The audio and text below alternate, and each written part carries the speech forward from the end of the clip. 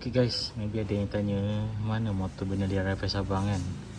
Okay, maybe ada yang tak tahu cerita. Pada tahun lepas, bulan 11, aku menghadapi accident lah dengan motor Benelli RFS ni. So, aku sadai motor ni bulan 11 tahun lepas, sekarang dah bulan 6 kan. So, 5 bulan lebih aku sadai motor ni. So, hari ni, baru hari ni, aku buka dia punya balutan kain. Memang aku selubung motor ni beberapa bulan-bulan. Okay, jadi yang ini aku macam orang kata apa, kita nak buka lah balik motor ni, apa yang kena ganti, apa semua. Sebab sayang motor ni, ini adalah hasil titik peluh aku.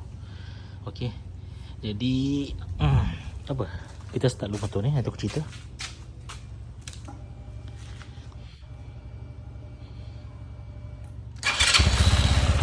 Okay, motor boleh start macam biasa after aku cas balik bateri.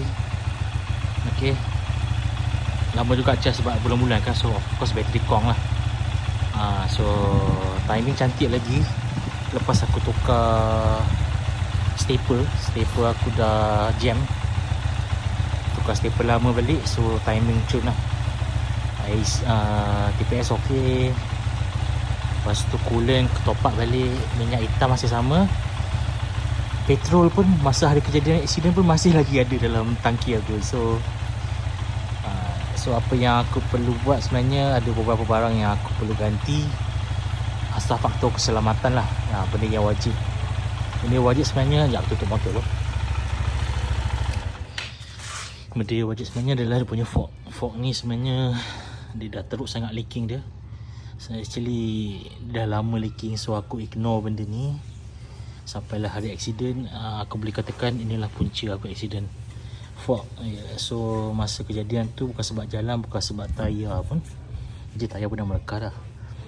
Fork ni maybe dia dah lendut, langgar jalan tak rata, dia dah lendut. So aku jatuh belah kanan. Jatuh belah kanan ni actually ada beberapa ni macam dah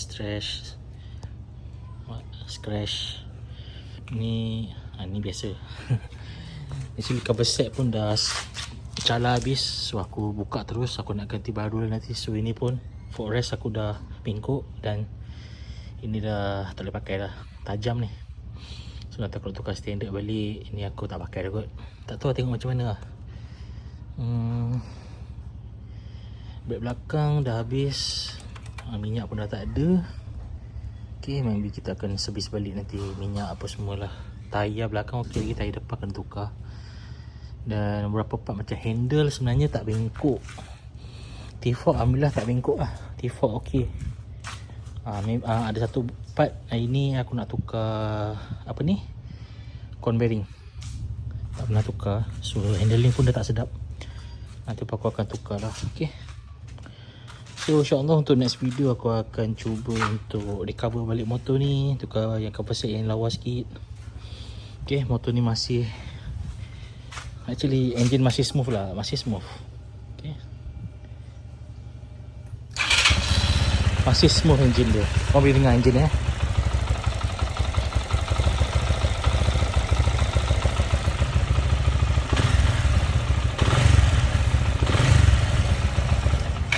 masih smooth. Actually tak ada masalah engine pun. Maybe lah tu next time aku akan buat valve clearance ke, sebab motor pun dah lama tak pernah buka valve pun.